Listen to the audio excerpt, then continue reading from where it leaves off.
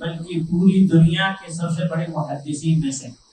آپ نے اس حدیث کی شرح کی، شرح حدیث جبرائیل علیہ السلام، کہ جبرائیل علیہ السلام کی حدیث کی شرح، اور اتنی موٹی تقریباً وہ کتاب ہے، اور اس طریقے سے اور بھی علماء کی کتابیں موجود ہیں. اور اس حدیث کے راوی سیدنا عمر بن خطاب رضی اللہ تعالی عنہ ہیں، جیسا کہ پچھلی حدیث جو ہم نے پہلی حدیث پڑھی اس حدیث کے راوی حضرت عمر رضی اللہ تعالی عنہ تھے. عمر رضی اللہ تعالی عنہ فرماتے ہیں کہ بینما نحن جلوس عند رسول اللہ صلی اللہ علیہ وسلم، کہ ہم اللہ کے نبی صلی اللہ علیہ وسلم کے پاس بیٹھے ہوئے. صحابہ اکرام اللہ کے نبی صلی اللہ علیہ وسلم سے کبھی جدا ہی نہیں ہوتے تھے. سیدنا ابو ہریرہ رضی اللہ تعالی عنہ نے 7 ہجری میں اسلام قبول کیا. آپ کو آپ صلی اللہ علیہ وسلم کے ساتھ مشکل سے 3-4 سال ملے، لیکن 3-4 سال کے اندر آپ نے اللہ کے نبی صلی اللہ علیہ وسلم سے وہ علم لیا جو آپ سے پہلے صحابہ تھے وہ نہیں لے پائے. اور یہ علم سب سے زیادہ حدیث روایت کرنے والے کون ہیں؟ آپ صلی اللہ علیہ وسلم. ابو ہریرہ، جن کو محدث رسول کہا جاتا ہے. ابو ہریرہ رضی اللہ تعالیٰ عنہ آپ کے ساتھ سائے کی طرح رہتے تھے کہ آپ سے جدا نہیں ہوتے تھے، یہاں تک کہ آپ بھوک کی پیاس کی بھی پرواہ نہیں کرتے تھے. مسجد نبوی کے اندر آپ بھوک کی شدت کی وجہ سے کبھی اس طریقے سے بے ہوش پڑے ہوتے کہ دوسرے لوگ آپ کو مجنون اور پاگل دیوانہ سمجھ کر کے نکل جاتے. اور وہ آپ سے جدا کیوں نہیں ہوتے تھے؟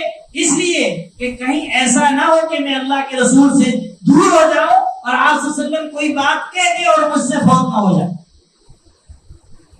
تو کہتے ہیں کہ ہم اللہ کے نبی صلی اللہ علیہ وسلم کے بعد بیٹھے ہوئے تھے. ذات یوم، ایک دن، اطلع علینا رجل، اتنے میں اچانک ایک آدمی تشریف لایا. اطلع علینا رجل، اتنے میں اچانک ایک آدمی تشریف لایا. اور عربی گرامر کو آپ دیکھیں تو یہاں لفظ ہے نکیرہ، رجل کامن ناؤن نکیرہ، جو اس بات پر دلالت کرتا ہے کہ یہ جو آدمی آیا ہے یہ آدمی اجنبی. اچانک ایک آدمی آ گیا. پھر آگے اس کی وضاحت آ رہی ہے، اس کی صفت آ رہی ہے، شدید بیاض الثیاب. وہ آدمی کی صفت یہ ہے کہ اس آدمی نے جو لباس پہنا ہے وہ لباس انتہائی سفید لباس اللہ کے نبی صلی اللہ علیہ وسلم کو پسند تھا، اسی لیے اسی لباس کے اندر کفن بھی دیا جاتا ہے. کوئی اثر نہیں ہے، بالکل فریش اور تازہ ایکٹیو. پھر فرماتے ہیں وَلَا يَعْرِفُهُ مِنَّا أَحَدٌ، اور ہم میں سے کوئی بھی اس آدمی کو پہچانتا بھی نہیں. یعنی آدمی جس کی یہ صفت اور یہ کیفیت ہے، یہ آدمی آیا اور ہم میں سے کوئی بھی اس کو نہیں پہچان پا رہا. حالانکہ صحابہ سب پہچانتے تھے ایک دوسرے کو، کیونکہ صحابہ کی آپس میں محبت بھی بہت عظیم ہے. قرآن نے کیا کہا؟ محمد رسول اللہ والذین معه اشداء علی الکفار رحماء بینہم، کہ صحابہ آپس میں رحم دل، ایک دوسرے کے خیر خواہ، ایک دوسرے سے محبت کرنے والے. تو کہا اس آدمی کو ہم میں سے کوئی نہیں پہچانتا. حتی جلس الی النبی صلی اللہ علیہ وسلم، یہاں تک کہ یہ آدمی ڈائریکٹ آپ صلی اللہ علیہ وسلم کے پاس آ کے بیٹھ گئے. فَأَسْنَدَ رُكْبَتَيْهِ إِلَى رُكْبَتَيْهِ، اپنے گھٹنوں کو آپ صلی اللہ علیہ وسلم کے گھٹنوں سے ملا دیا. وَوَضَعَ كَفَّيْهِ عَلَى فَخِذَيْهِ، اور اپنے دونوں ہاتھوں کو اللہ کے نبی صلی اللہ علیہ وسلم کی ران مبارک پر رکھ دیا. بیٹھنے کی کیفیت دیکھیے اور ادب دیکھیے. بعد میں مسائل میں انشاءاللہ میں آپ کو بات بتاؤں گا کہ یہاں اہل علم نے کیا بات بتائی. ابھی آج ہم صرف ترجمہ پڑھیں گے، مسائل اور فوائد انشاءاللہ بعد میں پڑھیں گے. تو کہتے ہیں کہ آپ صلی اللہ علیہ وسلم کے گھٹنے سے گھٹنا ملایا انہوں نے، اور آپ صلی اللہ علیہ وسلم کی دونوں رانوں پر اپنا ہاتھ اس آدمی نے رکھ لیا. وقال، اور کہا یا محمد، اے محمد صلی اللہ علیہ وسلم. یہ نہیں کہا یا رسول اللہ، یا نبی اللہ، اے اللہ کے نبی، اے اللہ کے رسول. نہیں، دیہاتی آدمیوں کا جو لہجہ تھا وہ یہی تھا کہ جب آپ صلی اللہ علیہ وسلم کے بعد وہ آتے تھے تو وہ یہی کہتے تھے یا محمد. آپ صلی اللہ علیہ وسلم کو اپنے نام سے پکارتے تھے، جبکہ جو مدینہ کے صحابہ تھے یا جو آپ صلی اللہ علیہ وسلم کے قریب تھے وہ آپ کو آپ کے نام سے نہیں پکارتے تھے بلکہ یا رسول اللہ، اے اللہ کے رسول، ایسے پکارتے تھے. تو انہوں نے یعنی اس آدمی نے وہی کیفیت اپنائی کہ عام دیہاتی آدمیوں کی طرح کہا یا محمد، اے محمد اخبرنی عن الاسلام، مجھے اسلام کے بارے میں خبر دیجیے. یعنی اسلام کیا ہے، اس کی کیا کیفیت ہے، یہ شریعت کیا ہے.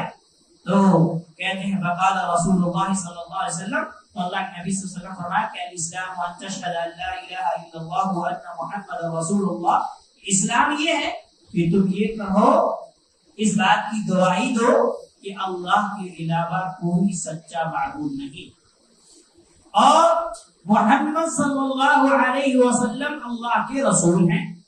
وَتُقِيمَ الصَّلَاةَ، اور تو نماز کو قائم کرے، وَتُؤْتِيَ الزَّكَاةَ، اور تو زکات کو ادا کرے، وَتَصُومَ رَمَضَانَ، اور تو رمضان کے روزے رکھے، وَتَحُجَّ الْبَيْتَ إِنِ اسْتَطَعْتَ إِلَيْهِ سَبِيلًا، اور اگر اللہ نے تجھے طاقت دی ہے اللہ کے گھر کی طرف سفر کرنے کی تو تو حج بھی کرے. اسلام کے ارکان آپ صلی اللہ علیہ وسلم نے بتائے. اب جب آپ نے بتا دیے تو یہ آدمی کہتا ہے قال صدقت، یہ سوال کرنے والا کہتا ہے آپ نے سچ کہا، آپ نے سچ کہا. تو حضرت عمر کہتے ہیں فعجبنا له يسأله ويصدقه، تو ہمیں تعجب ہوا کہ یہ سوال کرنے والا کیسا ہے، سوال بھی کر رہا ہے اور آپ صلی اللہ علیہ وسلم جواب دے رہے ہیں تو تصدیق بھی کر رہا ہے. حالانکہ جو سوال کرنے والا ہوتا ہے وہ سوال اس لیے کرتا ہے کہ اس کو تو علم نہیں ہوتا، اور اس کو علم نہیں تھا تو پھر یہ تصدیق کیسے کر رہا ہے، یہ کیسے کہہ رہا ہے کہ آپ نے جو کہا یہ سچ ہے، کیونکہ عام آدمی تو یہ نہیں کہہ سکتا. تو صحابہ اکرام کو ایسا حل جاء معلما ام متعلما، کیا یہ آدمی معلم بن کر آیا ہے یا متعلم یعنی سکھانے آیا ہے یا سیکھنے آیا ہے. تو جب انہوں نے کہا کہ آپ نے سچ کہا تو صحابہ اکرام کو ایک اجنبی آدمی کوئی جان نہیں رہا، بیٹھنے کا طریقہ، لباس، حیت، کیفیت سب الگ. پھر یہ ایک اور مسئلہ کہ سوال کر رہا ہے آپ صلی اللہ علیہ وسلم بتا رہے ہیں تو کہہ رہا ہے کہ آپ نے سچ کہا. تو صحابہ اکرام کو تعجب ہوا. پھر سوال کیا فاخبرنی عن الایمان، اللہ کے نبی صلی اللہ علیہ وسلم مجھے ایمان کے بارے میں خبر دیجیے. تو آپ صلی اللہ علیہ وسلم فرمایا ان تؤمن بالله وملائكته وكتبه ورسله واليوم الاخر وتؤمن بالقدر خيره وشره، کہ تو اس کو اللہ سبحانہ تعالیٰ پر ایمان لائے اور اللہ کے فرشتوں پر، اللہ کی کتابوں پر، اللہ کے رسولوں پر، آخرت کے دن پر اور تقدیر کی اچھائی اور برائی پر تو ایمان لائے. یہ ایمان ہے. یعنی ایمان کی کیفیت کے بارے میں پوچھا تو آپ نے یہ بات بتائی. پھر اس آدمی نے پھر کہا صدقت، آپ نے سچ کہا.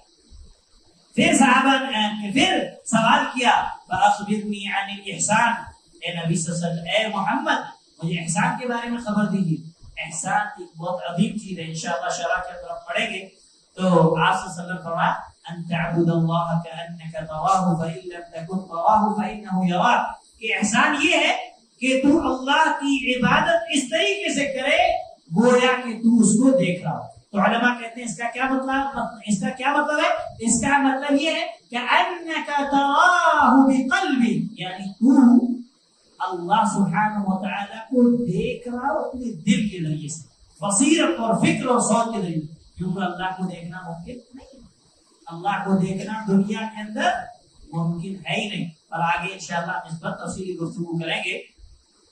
اور اگر تمہارا یہ خیال نہیں کہ تو اللہ کو دیکھ رہا ہے تو یہ سوچ کہ اللہ تجھ کو دیکھ رہا ہے. یعنی عبادت کرتے وقت تو یہ دھیان رکھ کہ تو جو عبادت کر رہا ہے نا، عبادت اگر صحیح نہیں کرے گا تو اللہ دیکھ رہا ہے، تو اس لیے عبادت صحیح ڈھنگ سے کر.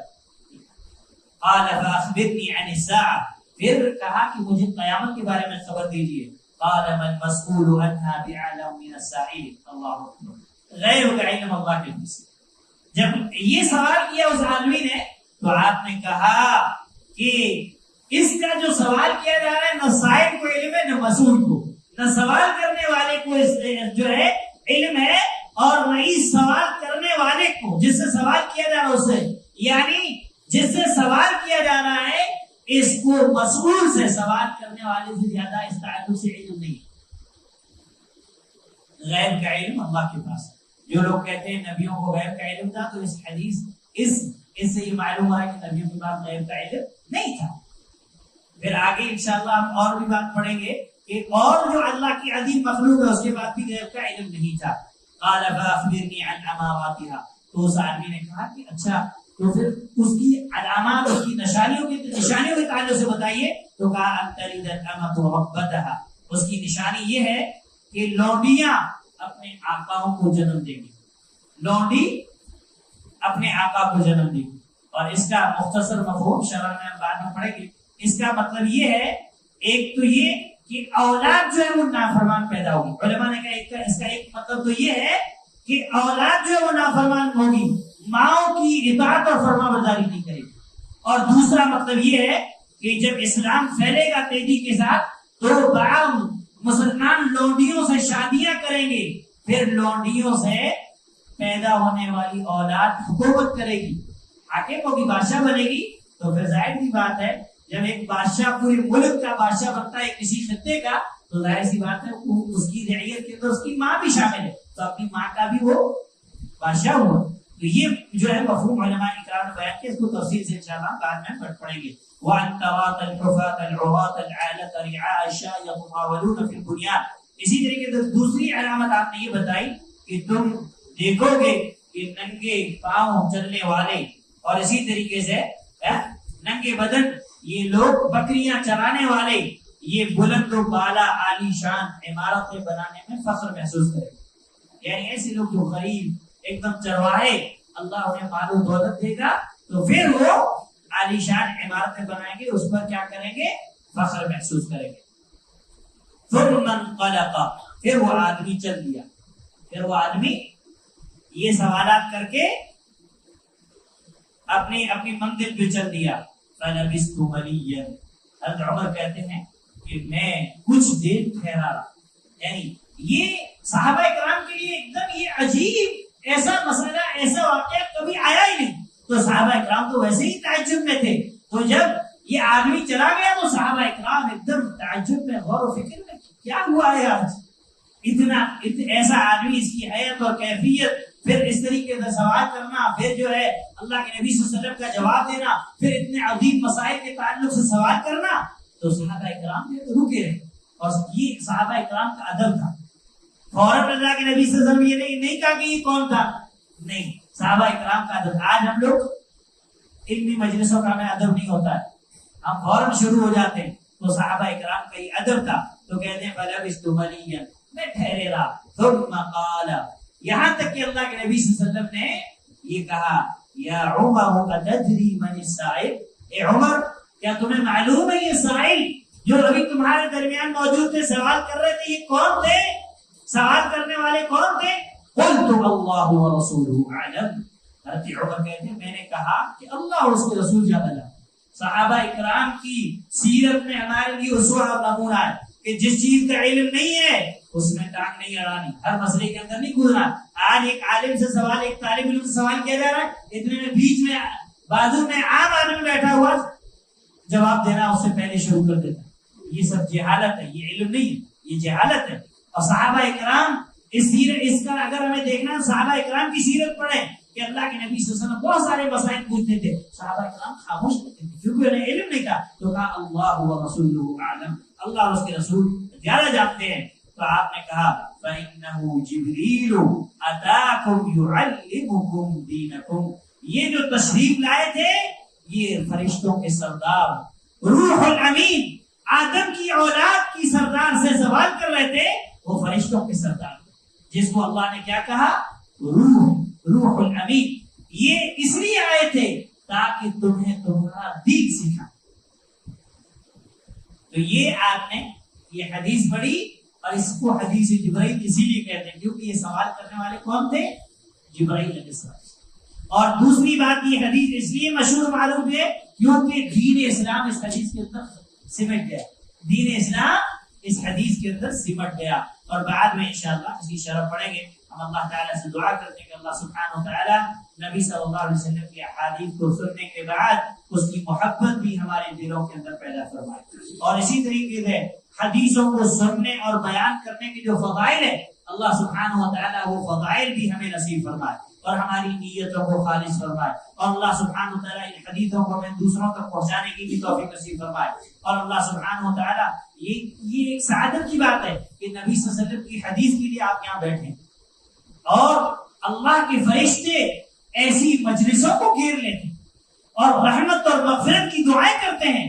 میرے بھائیوں، فرشتوں کی دعاؤں کو پانا، رحمت اور مغفرت کی دعاؤں کو حاصل کرنا یہ کوئی معمولی بات نہیں ہے. یہ سعادت ہمیں تب نصیب ہوتی جب ہم ایسی مجلسوں میں شریک ہوں گے. اللہ تعالیٰ ہمیں ایسی مجلسوں کی رونق بننے کی توفیق نصیب فرمائے اور اللہ ہماری نیتوں کو خالص فرمائے. اور اللہ تعالیٰ نے جیسے ہمیں یہاں اپنے گھر کے اندر جمع فرمایا، اے اللہ تو قیامت کے دن ہمیں جنت الفردوس میں بھی ہم سب کو اس طریقے سے جمع فرما اور ہمیں عذاب قبر اور عذاب جہنم سے محفوظ فرما. وصلی اللہ علیہ وسلم وبارک علی نبینا محمد وعلی آلہ وصحبہ اجمعین ومن تبعهم بإحسان إلى يوم الدين.